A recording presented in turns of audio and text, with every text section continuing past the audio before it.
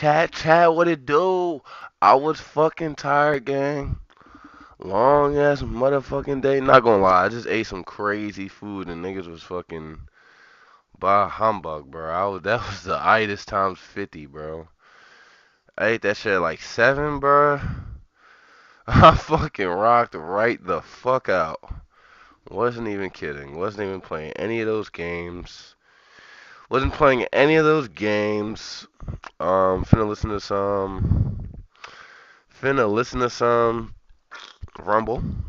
Some fun tips. Let me roll up first, though.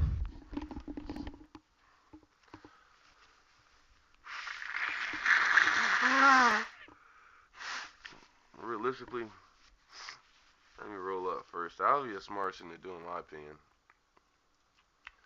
Making sure I'm rolled the fuck up. Making sure. Breaking fuck the news. There was just a mass shooting at a fucking homeless. Breaking fuck the news. There was just a because breaking fuck the news. There was just a mass shooting at a fucking homeless encampment. Damn. It's very strange to me that we had a homeless man get lynched in Mississippi, and now we had a mass shooting at a fucking homeless encampment in Minneapolis. Yeah, I'm niggas probably not saying it right. wrong. People get mad. I don't care. However you say that city. I say it wrong all the time. But a Fox News host, if you hadn't seen the clip, went out and said that maybe we should just give homeless people the lethal injection I since they saw don't that want to shit, yo. be fundamental to society. I seen that shit, And now bro. 2 acts of crime have I hit seen that homeless people. shit, yo. So I seen that shit, bro. That shit was crazy. I'm like, bro. Bro said we should just euthanize the homeless. I'm like, bro, what? I was like, what the fuck do you mean we should euthanize the homeless? I'm like, bro, like they won't be here too, nigga. And I will say, like, I met a couple real deal homeless people, bro. Them, like, a lot of them niggas really just thugging, just like you can offer them help. They probably don't even really want it. They just want a couple dollars. You get a fucking burger and a crack rock. You feel me? A burger and some fat. But I mean, that's their demographic, bro. Who the fuck are we to euthanize them niggas, bro? Like, I wonder what motherfuckers was saying in China when the opium epidemic was was coming around. I wonder what niggas was saying during that. Hey, white touchy white, kill them. Cause I know them niggas was a rat. If we got American niggas saying that, fucking like clear as day, like no quarrels with it, not even slightly worried or nothing like that. Like to hear an American like say that shit on live TV like that, like ain't nobody gonna have a problem with it. It's like, bro, when this shit was really popping out, fucking Asia had to been a draw. Them niggas had to been like, yo, like once they found out what it was, they probably was like, yeah, we fucking arresting these farmers. No more poppy, none of that. I could probably look it up and find that out, but I do not feel like doing that right now. I'm actually gonna play this banger while I roll this gas. While I roll the gas. Yo, I was tired as shit earlier, chat. Chill. Niggas went right to sleep, bro. I had my youngin' off. Like, it's bedtime early. I got so much anger in me, got no way to take it out. Think I'm stuck in a matrix when I flex my nitrous. Yes, I am a cook. I like when people Still ain't switched back to the joints yet, bro. I need to do that. Bro, I fucking niggas can't see me in hack public. the I'm run driving out, an bro. all from Maybach. With all of the money and fame, I still can't get my kids back. With all of the money and fame, I still. Yo, on that note, Kanye, I feel you, bro. Cause a Jewish nigga ain't take my family, but I mean, a bitch ruined mine. A bitch ruined mine. And I ain't even talking about my baby mom, bro. You cheat on one of these hoes, bro. I advise you not to go with the one that says they not gonna say nothing. Like, don't you like you need to go far left field from anybody that know you even would remotely be in a relationship, dog. I was living a double life in college. I was drawing. I was living a straight double life, bro. I had multiple bitches thinking they was my girlfriend. That shit was purely organic too. Like every bitch I was fucking with, like we just organically start like hanging out, and it's like damn. It's like damn. If you fuck a bitch in one night, bro, like you have to leave that bitch alone. Like it's literally law, bro. Like you fuck a bitch on the first night, like you absolutely have to leave that bitch alone, bro. Second night too. Like for real, it should be like a 2 week rule. Like if you crack in the first 2 weeks, like you have to consider that. You have to consider that. Any decision you make from there on out.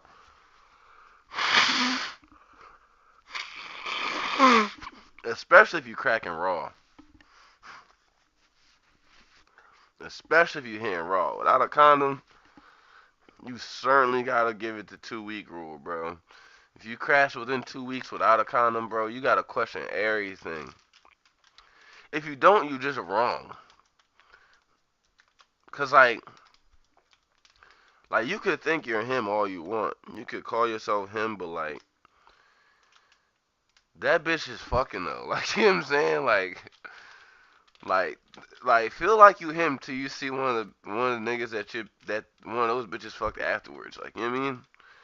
Like you try to run it back after you done fuck shit up, and then you get denied, and you see what kind of ball they working with. You gonna be very discouraged.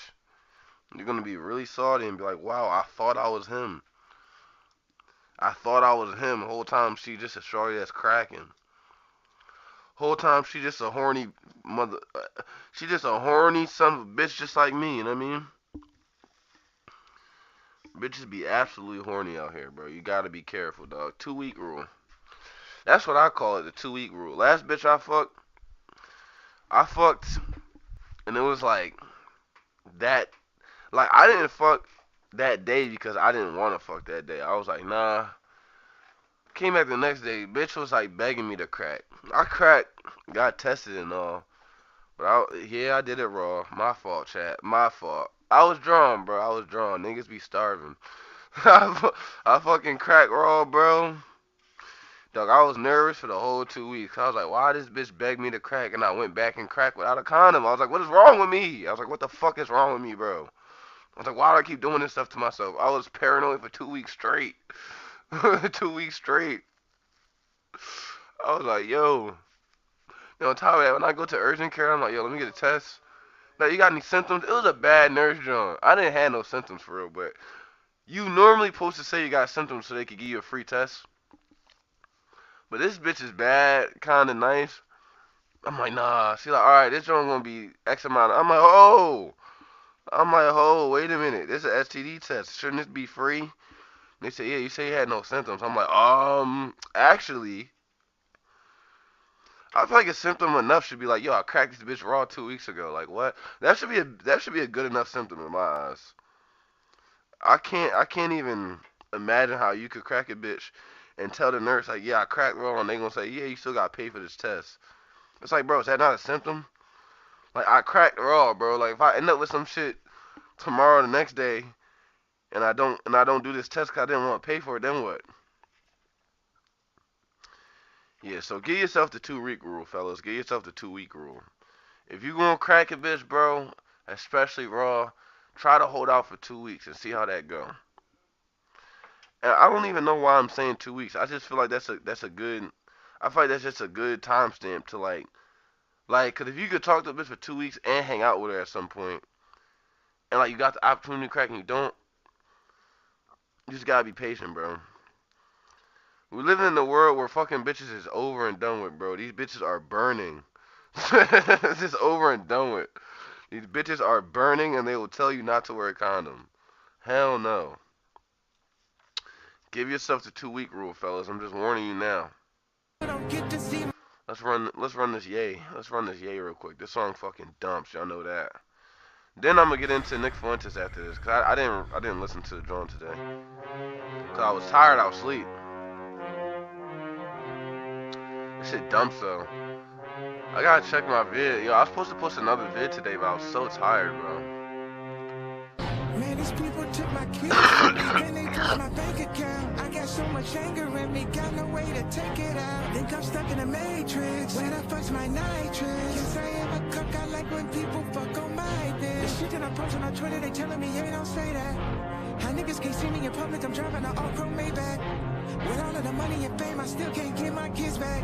With all of the money and fame, I still don't get to see my children. Niggas see my Twitter, but they don't see how I be feeling. So I became a Nazi, yeah, bitch, I'm the villain. Yo, 29 comments on this jump, bro. 440 views. Damn! 9 dislikes? Why are niggas cooking me? Chill. They click my shit just to dislike. Damn. Chill. So that's crazy. Why they doing me terrible like that? 449. Like, it's half and half between who likes the video and who don't. That's crazy. They felt strong enough to dislike my shit. Well, fuck y'all too, bitch. I'm about to run this song back just for the sake of it. Because if they don't like that video, they def don't like this song here. 1000%. They want to cancel me for this one. They want to cancel me for this one, chat. Wallahi. What they don't know is they can't cancel me because I'm dead broke, nigga. Canceling me just sheds light to my situation. I'm a hop on Shiloh Hendrix. Call one of y'all niggas a honky, get a fucking donation for that. Fuck on my bitch. Don't say that. Yo, did anybody follow Ye on Twitter when he was posting all that porn, bro? I gotta keep it a bean. Ye does not have elite ball knowledge in that department. That nigga probably watches the same videos over and over, bro. The shit he is posting was straight ass. I ain't gonna lie. Them shits was straight ass. I'm like, bro, who the fuck is this old bitch you're posting, dog? That shit looked like it was taken on a VHS. I'm like, bro, I don't want to watch no art project when it's time to beat my man. Like, what? I don't see pussy in the air. You feel me? You feel me? Yeah, he's posting some ass. I ain't gonna lie. Like, I would have got behind it if he posted some thorough shit. But, like, you just posting garbage on Twitter, bro. Chill. Nigga was straight posting real pornos, like 46-minute videos. This wasn't no scroll and you see a bitch, you know what I'm saying? This was a 46-minute joint. Money and fame, I still don't get to see my children. Niggas see my Twitter, but they don't see how I be feeling. So I became a Nazi, yeah, bitch, I'm the villain. Nigga, how Hitler? Nigga, yo, the nigga before How Hitler is like what really takes this song to the next level, in my opinion. Damn it, I don't even got my trusty lighter with me. I don't like when I be using the same lighter over and over, and then like when I go to smoke again, I know where my lighter's at. It's just not next to me, and I use a different one. I just don't like doing that. I'm doing it anyways, but that just gives me a bad feeling. I'm weirdly superstitious. And this shit I say on Twitter, niggas Nazi, nigga, oh Hitler. Oh, I understand that shit I say on Twitter.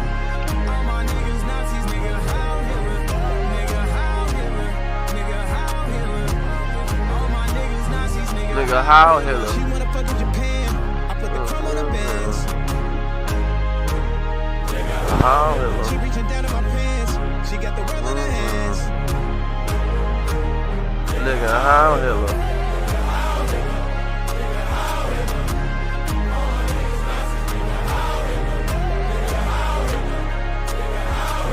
Yo, this nigga passionate with it, bro. He literally feels this to the core. He signed up for this video because he dead ass feels like Hitler's really one of them ones, bro. Look at his face. You can tell everybody else there is hired except for this nigga. This nigga is voluntarily screaming Hail Hitler, bro. I know he is. Look at his face. Nigga, Heil. Like that lip crunch in the front tells you how passionate that nigga is. I respect it too, I ain't gonna bat. Niggas got dead wolves on them, that's so fire. Like, this is giving me, like, indigenous tribe, like, you know what I mean? Like, early. Like, this is making me think, like this video theme gives me, like, Africans and, like, the cold. Like, you know what I mean? Like, like, if black people went to the mountains of Caucasus and took over. Killed all they wolves.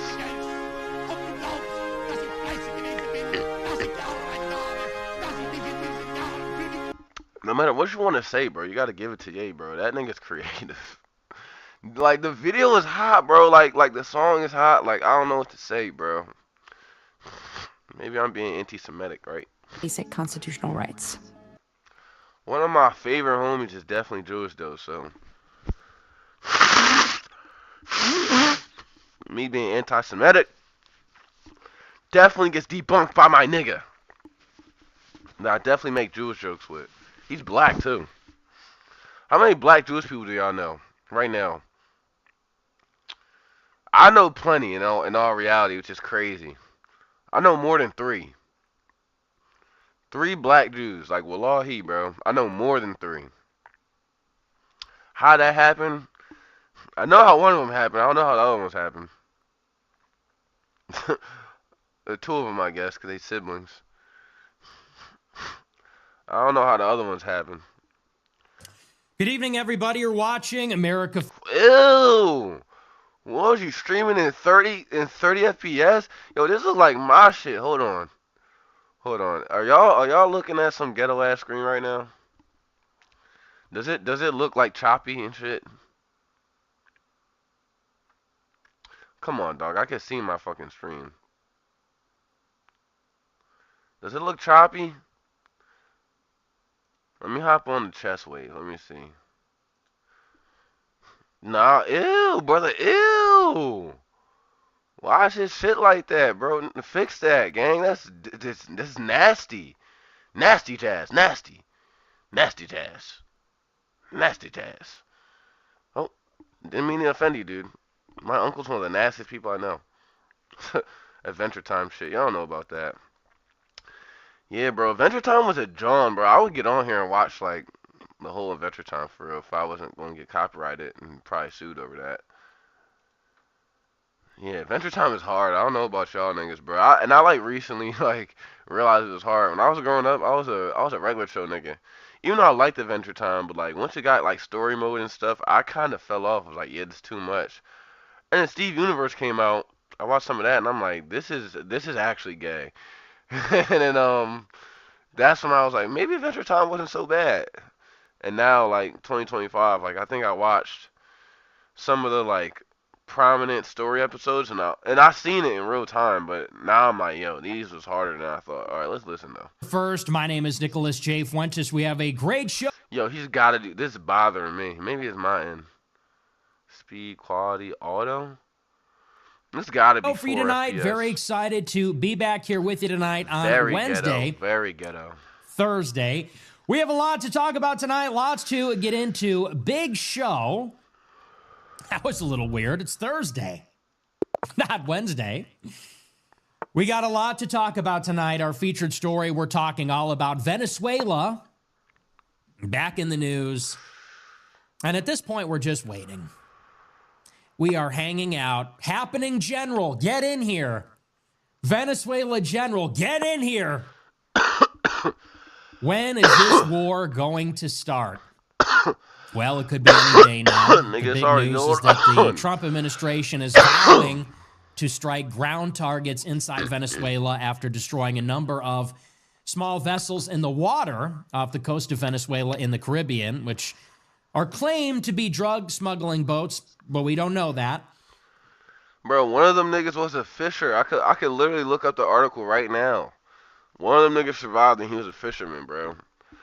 Trump is just committing war crimes, bro. The government wants war. It must fund them or getting money, or because it can't be no way the whole world is this radical right now. Like the government is And we'll definitely talk all wanting about war. the geopolitics of South America. It's actually very interesting.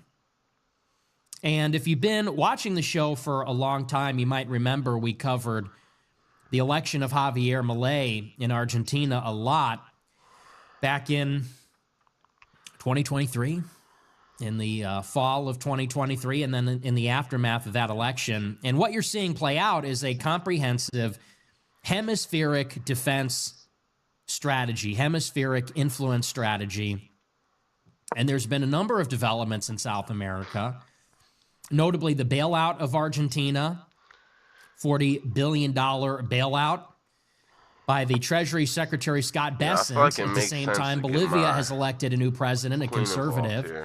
Let me see. We covered the election of Javier Milei in Argentina a lot back in 2023, in the fall of 2023, and then in the aftermath of that election. And what you're seeing play out is a comprehensive hemispheric defense strategy, hemispheric influence strategy. I wonder how he's going to play defense here. And there's been a number of developments in South America, notably the bailout of Argentina, $40 billion bailout by the Treasury Secretary Scott Bessent. At the same time, Bolivia has elected a new president, a conservative.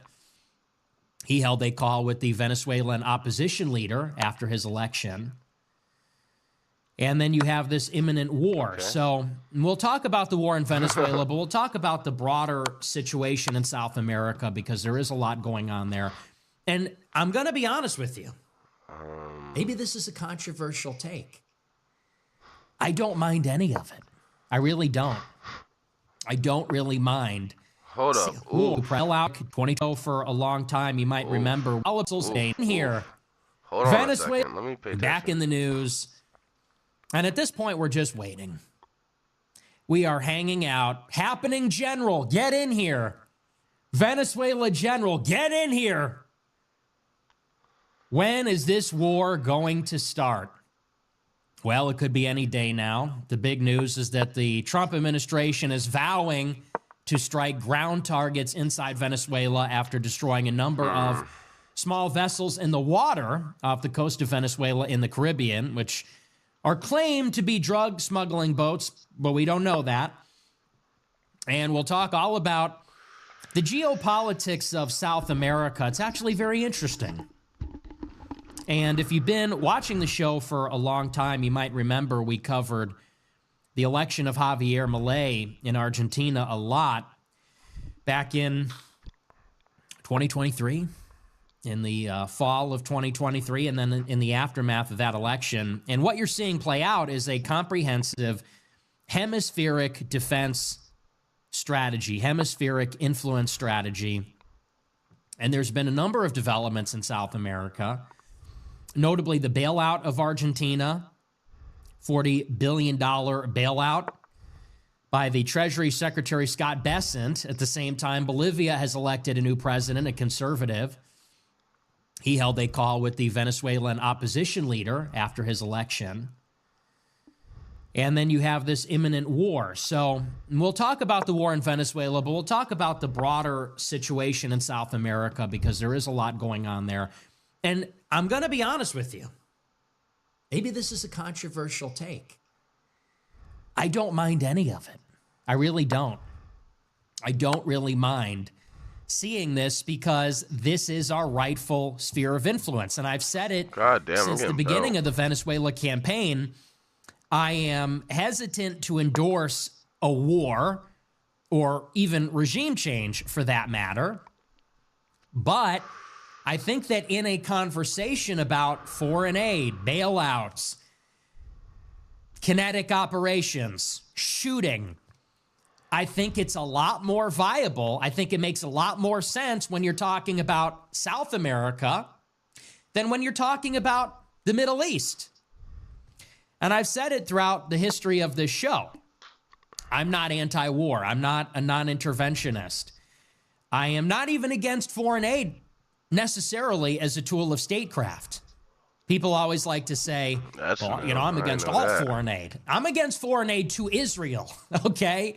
I'm not against foreign aid. I'm against foreign aid to Israel because there's only one reason that they have so much of it, and that's because they control our government. But America's an empire. We do have legitimate strategic interests, national interests, and I think we should use our military and our money to shore those up. Now, in the case of Argentina, I don't necessarily support this bailout, but I don't in principle oppose using money, using I gotta look at power that. in a legitimate way in a region that we control. And I think that's a necessary You did I a think good that's job actually building a an advantage necessary before allowing a contribution mating to this attack. conversation. Let's Because, work on how to keep up and the without pressure. getting into it right away, I saw Marjorie This Taylor opening Greene, move is her interview popular with for its Tucker versatility Carlson, and and control of the center. Hold up. I'm listening. I'm following the lore. Don't you ever think I'm fucking lacking here. I'm not listening to the the government whole of interview Israel. with this This is stupid about their. bitch. This isn't about Jewish people. This is about the government of Israel. This is about their military, and this is about them demanding, nonstop demanding, America pay attention to Israel, do what Israel wants, fight Israel's wars, and pay for them. And if you don't, then we're going to come after anyone and everyone that gets in the way of that. And if you're wondering why people are talking about primarying me, well, it's because I don't take any money from AIPAC. I've called for AIPAC to be registered under FARA. I've introduced amendments to defund all of our American tax dollars from going to Israel every single year, billions and billions of dollars every single year. But I've also done that for a slew of other countries. It's not just Israel, it's a whole bunch of other countries, Egypt, Damn. Ukraine, you name it. I'm just like, enough of the foreign aid. Okay. But if you're willing to step out and you're actually to say, hey, we're not MIGA, we're MAGA, and there's a major difference there, then there is a group of people that come at you with everything they have, and that's what they're doing. They've got bots attached to my account that load my comment sections with ridiculous lies. Yo, I know y'all see this NBA shit right now, bro. I know my shit on right now, like, so I'm seeing it and just making me think. I know y'all see this NBA shit, bro. Look at this. This nigga said this on January 30th of 2025, bro. Why is Denny I don't even know who the fuck that is, but you already know that's a nigga that should not be playing or should be playing more minutes. Like, who knows? If Terry Rozier is being investigated, Chauncey Billups needs to be as well. Denny Avdiva has played 35, 39, 34, 38, and 38 minutes in the past 5 of his last 6. In the other, he played 26, which is also conveniently against the Magic. Billups clearly decided to bet the under on him versus Orlando. Yo, that is insane, bro. And this is fucking Kyrie Irving, like, talking about the game at times. talking about you know, how sports betting like fucked up the game. I've been caught on to that though. I've been felt like it was like that. They've got paid social media influencers that literally get paid by Israel or by Israel aligned donors to attack me constantly every single day. But let me tell you something, Tucker. People are too smart nowadays, and that's what's great. People have had it, and I think they learned a lot of lessons through COVID. They learned how to see through the lies and read through the propaganda. And there may be this like little flurry of attack on me that exists on X, but out in the real. Bro, I'm sorry. Does she not look red? Like, why is she red? To her credit, she's come a long way on a lot of these issues, but she came out very strongly against the bailout in Argentina and said, I don't know, this ain't America first. And it's like, well, I think that's debatable. At the least, I think that's debatable. Because the argument for foreign aid for Israel and Ukraine, that's a difficult argument to make. But an argument for foreign aid in our hemisphere, I think that's easy.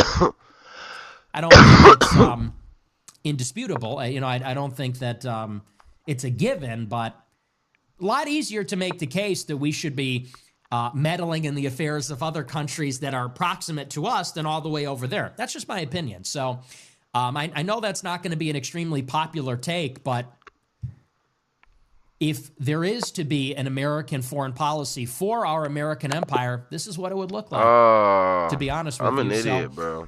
We'll talk all about that. We'll get into it. I'll explain my point of view on that.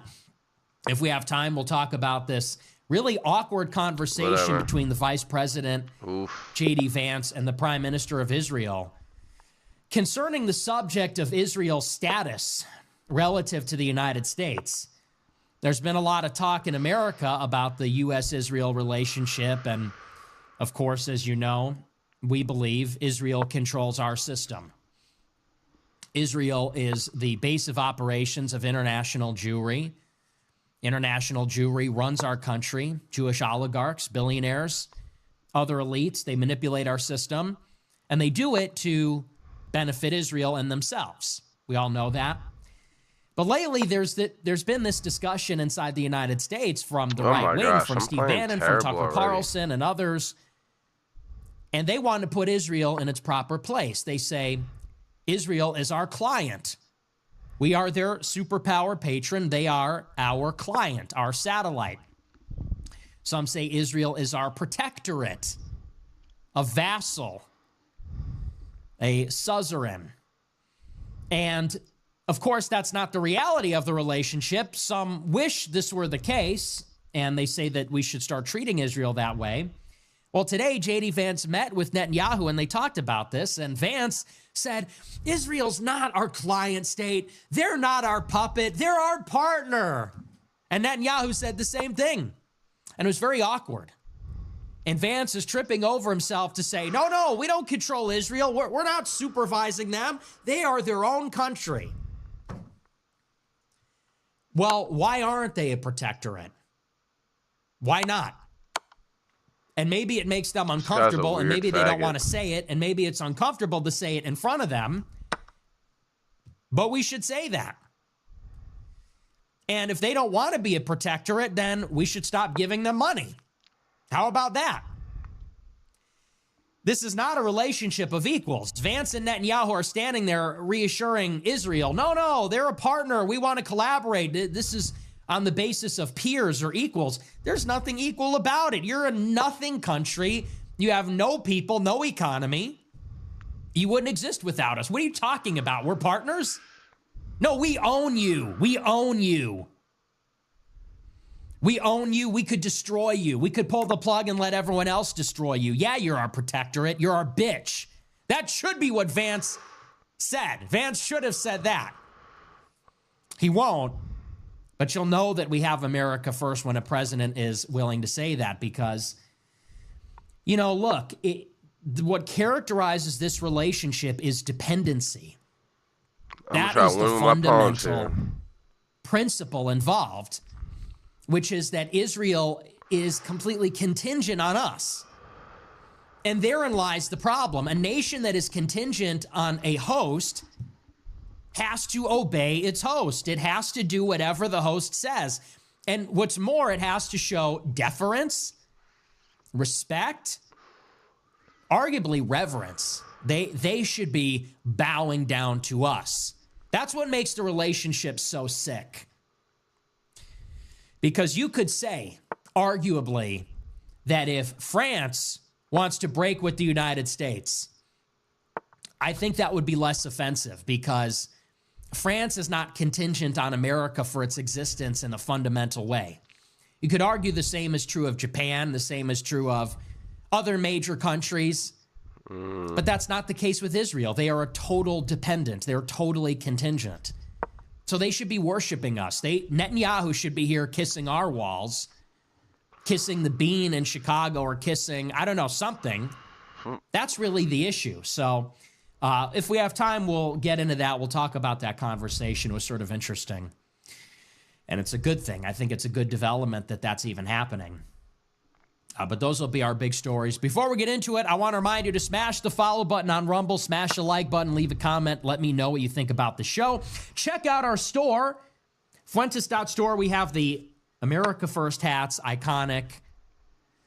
You got to get rid of your MAGA hats. This Trump administration's a joke. Took both my nights. Fuck You know, him. this is like a Jewish hat now.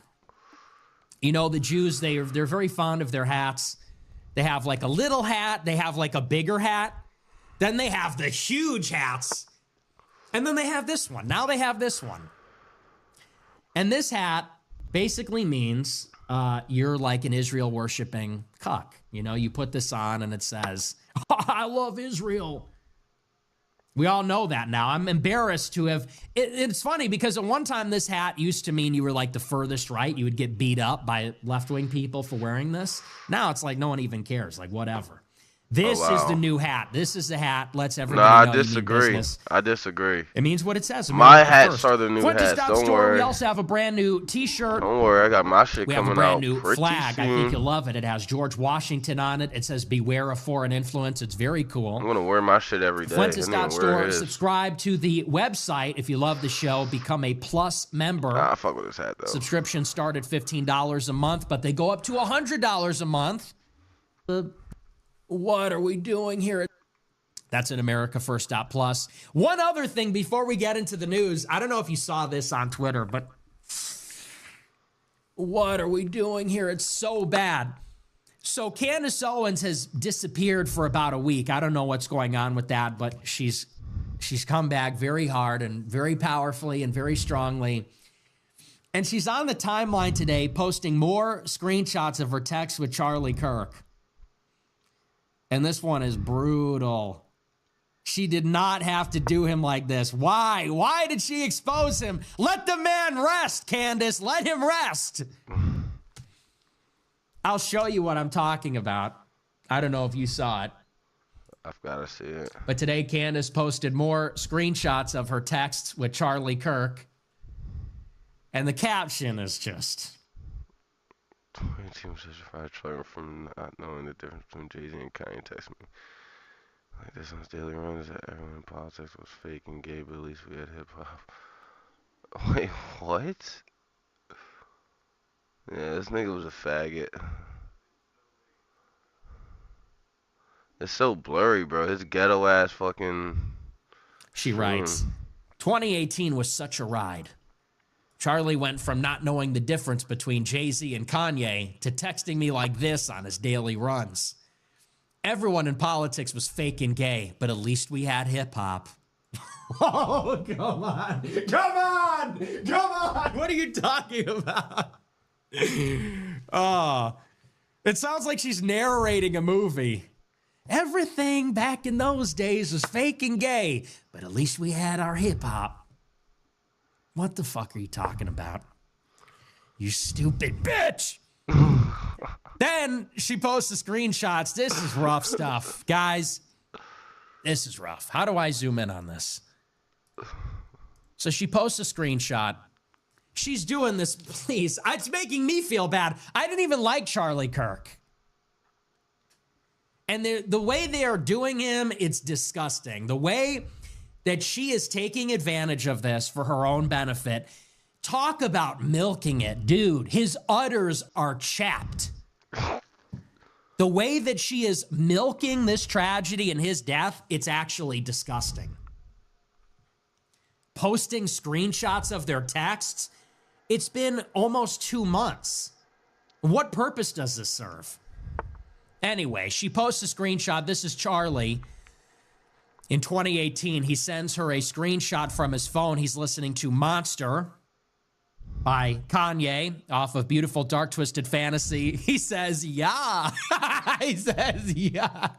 He said, and by the way, for those that don't know, Monster from Beautiful Dark Twisted Fantasy, Nicki Minaj is featured on the song. Okay. So the Barbs love this song. He goes, yeah. She says, oh my gosh, Nicki's verse on that is the best. Then he quotes the song. He says, first things first, I eat your brains. She says, yes. Oh my gosh. This makes me so happy. Oh, man. Dude, you do not have to do him like this. Why are you doing my man so dirty like this? That's Oh my part God. one. Part two, we'll pull up. Let the man rest. Charlie says, Sasquatch, Godzilla, this is more lyrics from the song.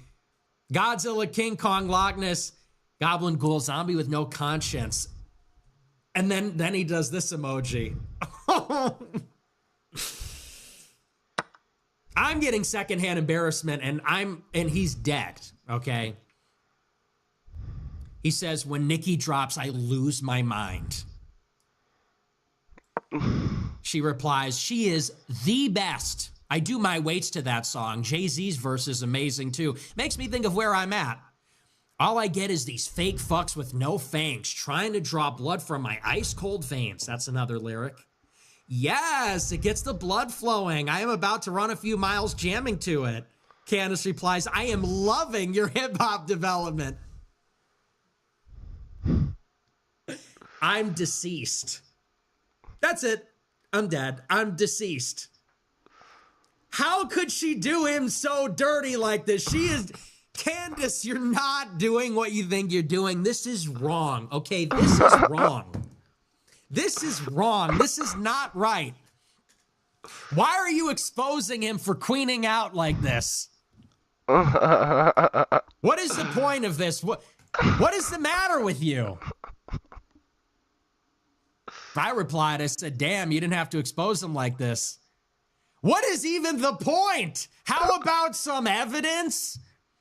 Listen, Candace, if you're going to accuse his wife, the president, Emmanuel Macron, Egypt, of killing him, show us the evidence. Stop exposing him for queening out a little bit to Nicki Minaj and Monster. Those are the texts we want to see. What is the purpose of this other than to embarrass your friend? This is getting a little ridiculous. And I'm joking a little bit, of course, because, yeah, the text messages it's a little revealing, okay? It's a little revealing.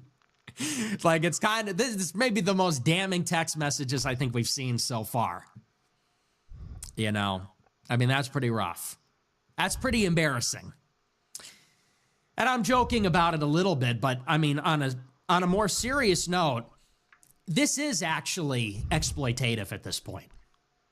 And again, I don't mean to sound self-righteous because you know where I stand on Charlie Kirk. I did not like the guy. I didn't like what he stood for outside of his evangelization for Christianity. I didn't stand for his politics. I didn't like that. I didn't like him. He didn't like me. Like, we never got along, and it wasn't clear that we ever would. With that being said, this is disturbing. Whatever you think about what happened there, who killed him, why they killed him, this is totally outside the scope of that. This is far beyond an investigation into his murder or who might have benefited from the murder. This is just exploitative. This is just taking everything that you have, everything that is maybe endearing, everything that is maybe emotionally charged, and basically airing it out, stringing this all up for everybody to see. For what purpose other than your own aggrandizement? For what purpose other than for people to say, wow. And there was a time and place for this. I think Candace did a very nice eulogy for Charlie. I think it was the day after he died. It was either the day of or the day after. I think she did a very lovely eulogy for him. It was 27 minutes. It was, I thought, very heartfelt. And that was bordering on narcissistic also, but that was her way of mourning or coping with it at the time. Faggot, bro. But here we are 2 months later. This is just getting a little bit excessive and gratuitous. And I have to say, that is what is so disgusting about everything that has taken place since Charlie died. And again, not to sound self-righteous about it, but I'm a big believer that you live by the grift, you die by the grift. And in politics, which Charlie was a part of, conservative politics in particular, he surrounded himself with the biggest grifters. He was extremely ambitious, wanted to be the head of the RNC or something like that. And so he was surrounded by the money, by the craven money whores that take money from donors, but also by the donors, by the billionaires, by the interests. Silicon Valley, Israel, you name it. Every billionaire, every lobbyist, he was surrounded by them. And it is fitting that in his death, you see the way they are circling overhead. You see the way the scavengers are literally circling his corpse, picking apart everything, whether it was the Republican rally / funeral that was held a couple weeks later and the fundraising push, but also on a personal level with his closest friends. They're going to be drudging up, literally dredging their phones for every text message to air out on social media for engagement like this. What purpose does this serve? And honestly, on some level, it's not even a joke. This is kind of embarrassing. Like, this is a private moment. Is this really appropriate? Would Charlie want his personal direct text messages aired out? Because it's one thing if this had any relation to the investigation into his murder. I'm just putting belt right because now. then you could suspend all other concerns about privacy or about his intentions or his wishes and say everything in the service of in getting to the bottom of his murder is necessary. So making things public that maybe he wished were kept private, you could argue on that basis, you might have other considerations. We need to get to the bottom of the murder for the sake of justice. But what purpose does this serve? Other than your own aggrandizement, seriously. This is just so inappropriate now at this point, and it's just disgusting. It's actually just gross. And for the record, if anybody kills me, God forbid, if anybody kills me, please do not feel emboldened to release all our text messages. That's not for public consumption. And I hope I don't want to get killed. And I don't want to die anytime soon. But if it does, just for anybody out there, please do not air out everything I ever said in private, no matter how personal or how private, because you want to get engagement on Twitter. Please don't do that. Unless it's helpful in seeing who killed me. I mean, seriously. So, I saw this and I'm making a little bit of a joke about it, somewhat at Charlie's expense. Because it's a little bit funny, but on a real note, this is kind of getting disgusting. And I think everybody's starting to turn a little bit on her. It's one thing if you have evidence and, if there are still stones to be unturned, or turned over, I should say, if there's still evidence out there, we want somebody chasing that down. We want somebody getting to the bottom of the real conspiracy if there is one. But this is nothing sacred, This is just offensive at this point. So I saw these text messages, and the first thing I thought is, wow, Charlie Kirk was a barb. She caught him queening out. But then I thought, really? Everyone in politics was fake and gay, but at least we had hip-hop. I mean, what are you talking about? Like, cut the shit, drop the act. Let's just stop, okay? Let's just stop before you blow your whole husband's fortune on defamation lawsuits. Does anybody appreciate this, by the way? Is Erica Kirk on board with this? Are Charlie's friends and family on board with this? Who does she think she is to air all this stuff out? This is like a level of female black entitled narcissism that I have never seen before. And once you look at Candace Owens through that lens, you'll never look at her the same way again. Once you realize that she is just another black female narcissist with zero shame, you'll never look at her the same way again. Because that's really what characterizes black women. They have no shame, and not all of them. There's actually a lot of black women that like my show. But there are a lot of black women that you will see on the body cam footage, that you will see freaking out at a cash register. And what characterizes them is this total self-absorbing pride, total narcissism, and no shame. Always outraged, never ashamed. And it is literally no different. It's just in another domain. In the same way that you get some black woman at the cash register, at the check-in counter at the airport. What you mean? What you mean? Fighting with the cops. It's just a different flavor of that with Candace Owens. Always outraged, never ashamed. That's her show. That is her show every day. Calling everyone out. Feeling emboldened and entitled to call everybody out, wagging her finger in everyone's face. I'm going to get to the bottom. I'm doing this. I'm going to tell you what's really going on. Never ashamed, no shame. When she's wrong, when she lies, when she doesn't know what she's talking about, when she does inappropriate stuff like this, always outraged, never ashamed. That's the black female narcissism. And by the way, she wasn't even willing to admit, she denies race. This is the reality of race. Sadly. She went from graduating high school, suing her classmates for being racist, to this. Always outraged, never ashamed. As far as Candace is concerned, it's just another case of black fatigue for me. Another case of black fatigue. Where's the honor? Where's the honor and dignity? You'll never get it. You'll never get it from her. Never, ever. Anyway, so that's that. But I do want to move on. We got to get into our serious news here. But I saw that text and I said, seriously?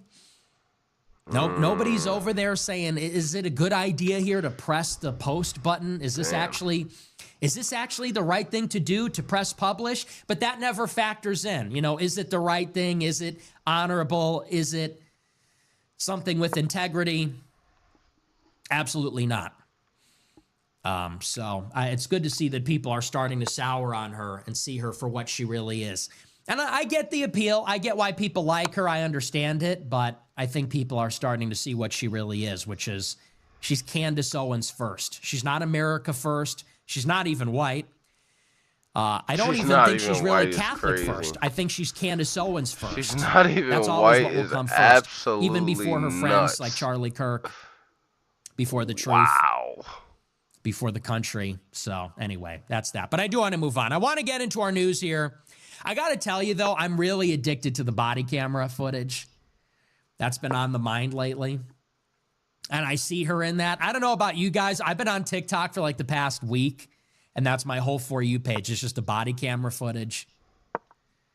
I've been loving it. But anyway, just on that note, we're going to move on. We're going to get into the news. We're going to get into our featured story, which is all about Venezuela. And like I said at the top of the show, we're just in the waiting room here. We are on the cusp of an all-out war with Venezuela. President of no new wars, by the way, the president of peace. Donald Trump has brought us to the brink of another war in the Caribbean with Venezuela. And we've been talking about this for weeks. We've been talking about this slow and gradual buildup of our military posture in the region. These strikes on what the administration claims to be, which are small drug smuggling vessels off the coast of Venezuela. And now the big development today is that the Trump administration has announced that it will soon be looking at ground targets to strike inside Venezuela. So far, the campaign against Venezuela has consisted in a major bounty against Nicolas Maduro, $50 million reward for his death or capture. CIA has been authorized to operate inside Venezuela against the Maduro regime. The administration has backed the claim of Maduro's rival, Machado. Her party, according to the UN and watchdog groups, won the election, the presidential election last year, as well as what has been well documented, which are these military strikes against drug smuggling boats off the coast of Venezuela, which are not even really heading towards the United States. Really, they're headed towards probably Trinidad and Tobago because they're small vessels. They're not coasting the presidential election last year, as well as what has been well documented, which are these military strikes against drug smuggling boats off the coast of Venezuela, which are not even really heading towards the United States. Really, they're headed towards probably Trinidad and Tobago because they're small vessels. They're not crossing the entire Gulf of America to get to Texas or Florida. These are small boats. They're local.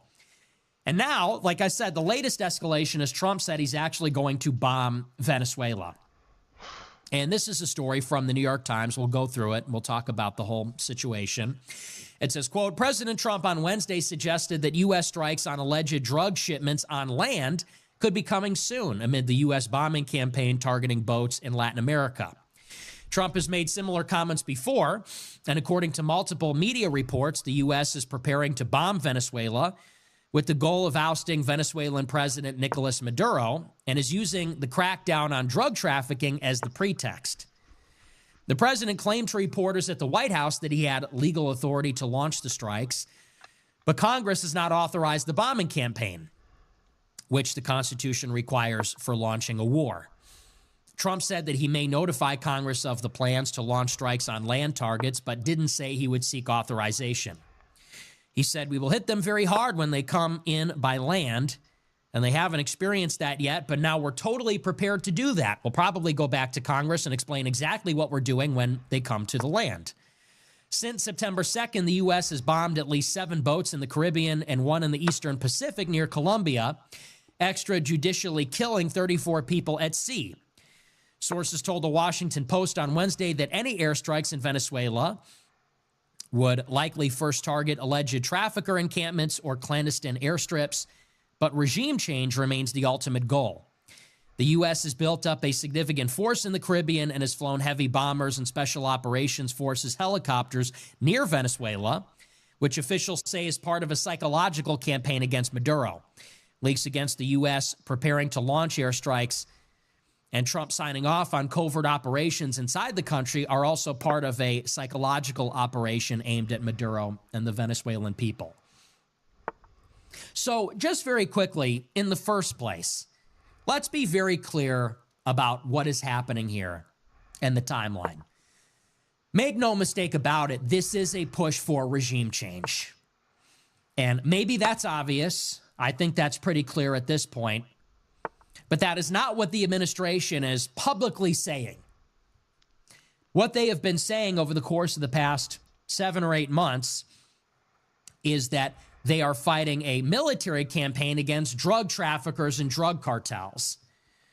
The administration has rebranded the drug cartels as terrorists. He says they are narco-terrorists. And he is using the drug epidemic inside the United States, particularly with cocaine and fentanyl and other drugs from Central and South America. He is saying that those deaths amount to terrorism. So if a U.S. adult citizen buys fentanyl or buys heroin or buys cocaine or crack and they die from an overdose, Trump says that is a terrorism death. That is a terrorism-related fatality, which of course it is really not. He says that as such, every one of those deaths that's as a result of drug smuggling and drug trafficking represents terrorism, and the people that are responsible for creating the drugs, trafficking the drugs, distributing the drugs, they are in effect terrorists, and they're part of the global war on terror. And that means that we're at war with them. So they've rebranded it. And in the service of this, the administration has brought U.S. naval vessels and Air Force assets and military personnel into the Caribbean, on the islands off the coast of Venezuela, in the waters off the coast of Venezuela, and cocaine and fentanyl and other drugs from Central and South America. He is saying that those deaths amount to terrorism. So if a U.S. adult citizen buys fentanyl or buys heroin or buys cocaine or crack and they die from an overdose, Trump says that is a terrorism death. That is a terrorism-related fatality, which of course it is really not. He says that as such, every one of those deaths that's as a result of drug smuggling and drug trafficking represents terrorism, and the people that are responsible for creating the drugs, trafficking the drugs, distributing the drugs, they are in effect terrorists, and they're part of the global war on terror. And that means that we're at war with them. So they've rebranded it. And in the service of this, the administration has brought U.S. naval vessels and Air Force assets and military personnel into the Caribbean, on the islands off the coast of Venezuela, in the waters off the coast of Venezuela. And they're targeting Venezuela, saying that Venezuela and its regime are propped up by what they call narco-terrorists. And in particular, 2 drug cartels like Tren de Aragua and another one, which people say isn't even real. They say finance the regime. It's important to understand, however, that all of this is a pretext. None of this is real. This is one of the most brazen lies to get us into a war that I've ever seen. Because most of the drugs that are manufactured don't come from Venezuela. And most of the drugs that are trafficked into the United States don't come from Venezuela either. We have legitimate targets among the drug cartels. They are in Colombia. They are in Mexico.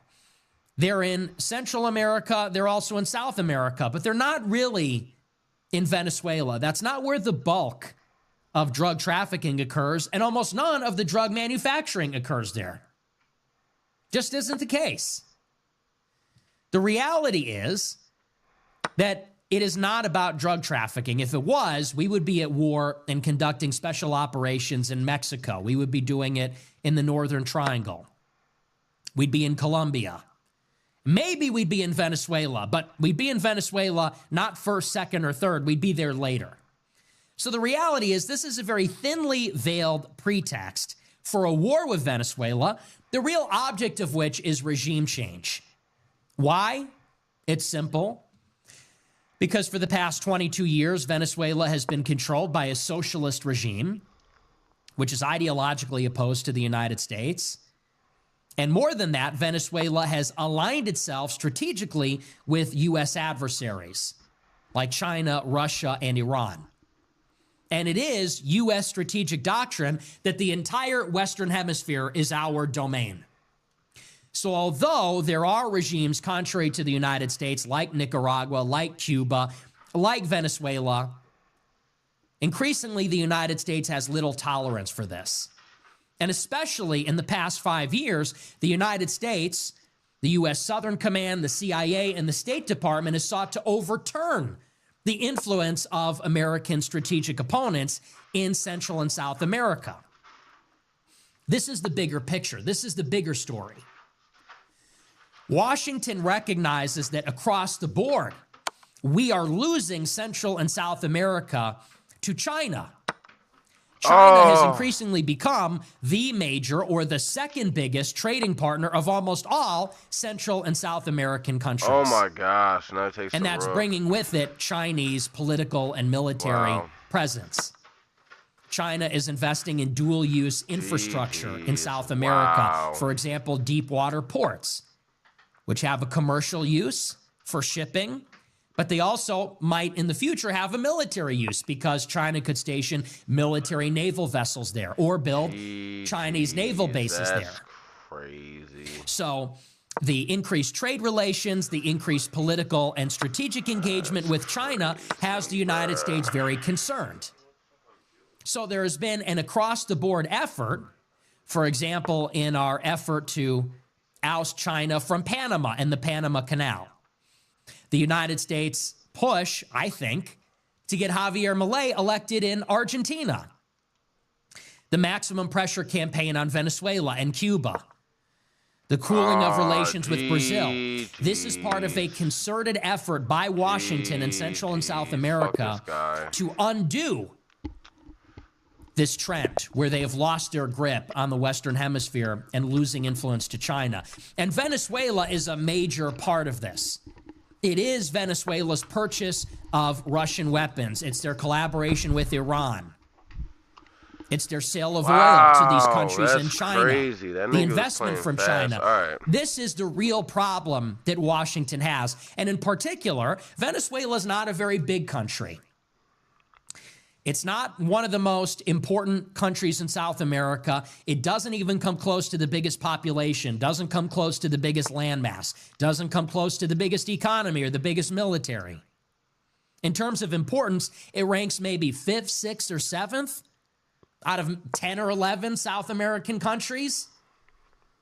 It's not high up on the list. But what is important about Venezuela is its resources. Venezuela has the largest proven oil reserves, heavy sour crude oil, which our oil industry processes in the Gulf Coast. It has gold. It has natural gas. This is why the United States is interested in Venezuela. It has nothing to do with drugs. Venezuela is not a target because of drug manufacturing, drug trafficking into the United States, drug deaths in the United States. It has almost nothing to do with Venezuela.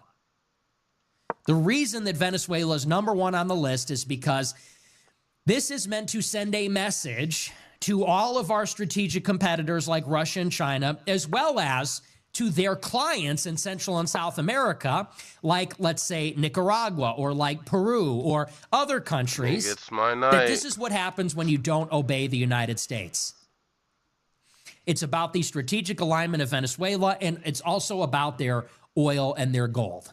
So, in the first place, let's be very clear. This is a pretext for regime change. The drug trafficking thing, the narco-terrorism thing, like with any pretext for war, there is some truth to it.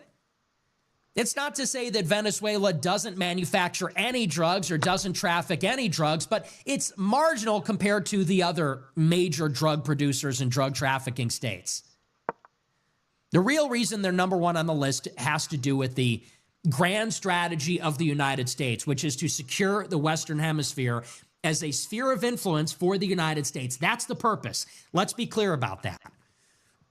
And so the buildup to the war has been very interesting. Trump is deploying these naval vessels, conducting these strikes against small boats. And let's talk about specifically what the administration has done. Their first action was to put a $50 million bounty on the head of Maduro. Why? It's an extremely corrupt regime. It's a dysfunctional and poor country that is not economically efficient, that is struggling. The goal of putting the $50 million bounty is to try to get some of the top lieutenants in the regime to betray Maduro. It's to create a coup. That's effectively what that is. They're paying Maduro's inner circle to start a coup against him so they could take the ransom payment. Then Trump brings in the naval vessels and starts bombing. He's flying B-1 bombers, B-52 bombers over Venezuela. I'm sure the naval vessels are literally visible from the coast. They're putting radar in Grenada. They want Venezuela to feel the presence of the U.S. military. And the message is indelible. They want the top brass in the Venezuelan military to understand you're all going to die. Here's what's going to happen. The administration is going to kill you. The CIA is going to overthrow you. U.S. warships will bomb you, and you will literally die. So that's behind door number one. Door number two is you take the $50 million payment, you overthrow Maduro, and then maybe you're running the country. Maybe you're running the government. That's clearly the goal here. So the objective is regime change. The tactics are a resumption of the tactics from the first administration, Trump 45, which is maximum pressure. The Trump administration does not want to invade Venezuela. It doesn't want a protracted conflict. They want to increase the pressure psychologically, economically, militarily with this gunboat display, with sanctions, with the ransom or the bounty, and they want the people inside the regime to do the work for him. Here's the problem. The Maduro regime is airtight. And they survived the first Trump administration. They tried this the first time, and it was catastrophic. 8 million people fled Venezuela, 8 million refugees, and many of them went to the United States. That was part of the 10 million that came in under Biden. 8 million refugees left Venezuela. They went to neighboring countries. They went to the United States. There were massive protests, mass starvation, hyperinflation. Venezuela was brought to the brink of collapse by maximum pressure the first time. But the Maduro regime is airtight. And the Maduro regime is so solid because it relies on Cuban intelligence.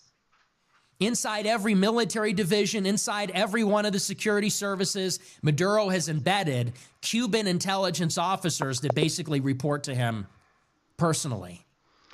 And I'm so the picking a new defectors, the fucking traitors, board. the disloyal, Try this they blue had been board. purged a long time ago. And there's a culture I'll of do fear that. and anxiety inside the Maduro regime. They're terrified of disloyalty. They're more terrified of Maduro than they are actually of the United States. And so this is the game that is being played. And we'll see what happens. I think, and I talked about this with Alex Jones last week, I think it is basically inevitable that the CIA and the State Department will get their regime change. The question is, how much will the United States have to do here? We put the ransom up. We're bombing the ships. We have our naval vessels there. We're flying our bombers over their airspace. We have the CIA operating in the country. We may actually engage Venezuela in ground I strikes. think this one or this Naval one. strikes or air strikes targeting drug traffickers or infrastructure on the ground. And as time goes Yeah, on, this one the or pressure this will one? increase, Probably and the this hope one, is not that gonna people lie. inside the regime will break. I'm seeing my That these pieces. special operations, the covert operations, the pressure, these things will form sort of a pincer, and the Maduro this regime is will not kinda survive the hard. next 4 years. This is kind of hard. There's I'm liking another this piece one. of the puzzle, too, which is that Venezuela's neighbor, Bolivia, which was run by socialists for 20 years, just elected a conservative president. What the fuck? And nobody really knows what this guy's deal is yet. He seems to be open to aligning Bolivia with the United Ew. States. He had a call with the Venezuelan What the opposition leader this week. It's like a pipe dream. And so maybe the United States will have an ally in Bolivia, which will help bring down the government of Maduro. That's the chessboard right those are now. kinda That's the cool. situation in Venezuela. And as I said before, so this is the situation there. I want to take this together with what's happening elsewhere. As I said earlier, this is part of a broader strategy. The biggest development in Latin America is the intrusion of China into what is generally considered for the past 200 years America's rightful sphere of influence. This is the Monroe Doctrine, since President James Monroe, which says that we're not going to interfere in the great power politics of Europe. We're not necessarily going to interfere in a major way in the politics of Eurasia, unless Yeah, I like forced this to, board. like we This were board when is we were hard. attacked in Pearl Harbor or in other situations throughout the Cold War. But for 200 years, it's very clear that the Western Hemisphere is our domain. And why is that? It's very simple. The United States is insulated from threats from other strategic competitors like Russia, China, or in another time, France, Germany, or the United Kingdom by the oceans. It's not feasible for any country, any major dominant country on the Eurasian landmass to threaten us, because in order to even get to us, they have to cross a major ocean. They have to cross the Atlantic. They have to cross the Pacific. And so the United States has this splendid isolation. This is 101. We don't have to worry as much about Europe or Asia. didn't We need to don't take have to that pawn, suppress but I did. or manage great power politics, because in order for them to threaten us, they would have to land an army in California or the Eastern Seaboard, and that's just not going to happen. That being said, for the United States to remain safe, we have to govern everything that does border the United States, which is North America and South America. Maybe France can't threaten us, Russia can't threaten us directly, China can't threaten us directly, or Japan for that matter. They can't threaten the homeland directly. But if they gained a foothold in Central or South America, then they could. If somehow China gained a foothold on the Pacific coast of South America, in Peru and Ecuador and Chile, in Panama and Central America, maybe then they could threaten the United States. That's why it's incumbent on us to keep all of that influence out. And that influence comes in many different forms. It doesn't start with a country pledging fealty to China. It starts with trade relations. It starts with credit. And what has happened from 2015 to 2025 is that Central and South America increasingly are conducting more trade with China. And in most of those countries, China is now their largest trading partner. And that makes them dependent on China. And China starts to come in with credit. They start to loan these countries money. And they loan these countries money to build up critical infrastructure, all kinds of things, radar dishes, ports, communication, transportation infrastructure. China provides the investment. And in exchange, these countries give China control over the infrastructure. They call this dual-use infrastructure. And so, for example, in Argentina, China is building giant dishes, which could be used for a commercial application, could also be used for a military application in the future. And if China's providing the credit and Argentina gives them control over it, let's say they get a 20-year lease on what they build, well, it's foreseeable that in 20 years, maybe China will use that against the United States in some strategic capacity. And that goes for all the infrastructure they're building. This is unacceptable to the United States. And so this has happened slowly over 10 years. The trade relation intensifies. China builds infrastructure. Governments are elected that have a left-leaning ideology. And so they're ideologically aligned with Beijing, which is technically a communist country. And so these historically left-wing or socialist governments, patronist governments like in Argentina or Bolivia, Venezuela, Peru, that helps. They're idealistically aligned with China, ideologically aligned with China. They maybe then start to buy weapons from China. They start to buy planes, guns, air defense. And then they're in a strategic relationship with China. Because in order to service and get replacement parts for the weapons, they need to be dependent on China's arms industry. This is how the United States loses its grip over the Western Hemisphere. This is how a country like China, a strategic competitor, could come to threaten the United States in this century. That's what the United States is looking at. And so this is why across the board, the United States is engaging in an all-out offense on all these countries. And what the U.S. is doing is punishing those countries that are working with China and rewarding the countries that go against China.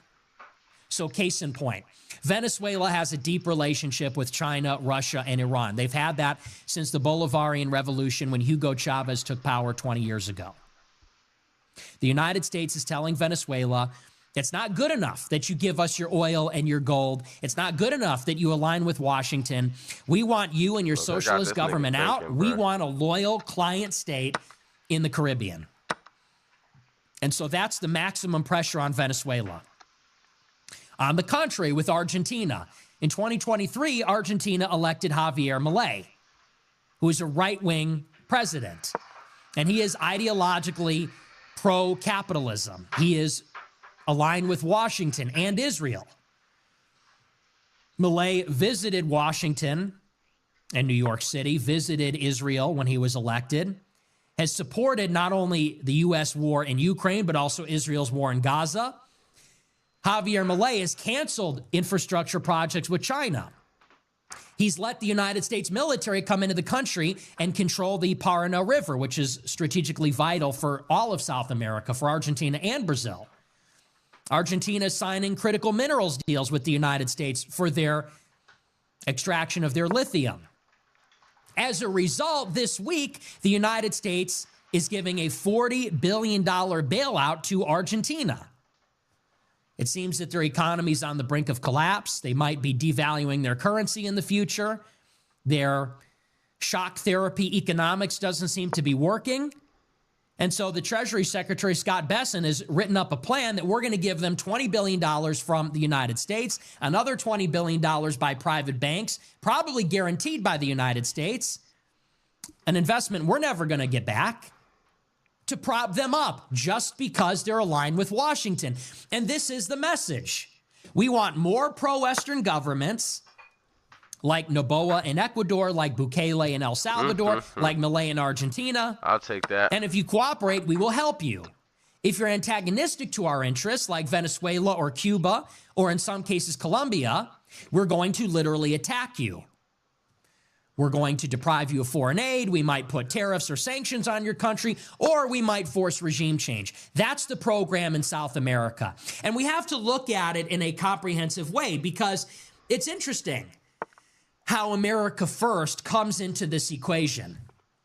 I saw Marjorie Taylor Greene on Tucker Carlson earlier this week, and she criticized the bailout of Argentina. She said it's not America first to bail out Argentina for a few reasons. She said, in the first place, we're giving them money, and the taxpayers are going to lose money on this. They're calling this, it's a complex financial instrument. It's a credit swap. It's something like that. We're exchanging our debt for their debt. We're not going to get our money back on this $40 billion bailout. There's no prospect that Argentina can pay us back. And so in the first place, Marjorie Taylor Greene says, it's not America first for taxpayer money to subsidize another country's economy. She said, what's more, Argentina's far away from us. Less than 0.5% of our exports go to Argentina. So what difference does it make? They're at the bottom of the world. They're at the bottom of the southern hemisphere. They don't border us. They're not even close to us. She says they're not actually a systemic ally, contrary to what Besant said. She said, so we're bailing them out. What's more, Argentina is in direct competition with Americans.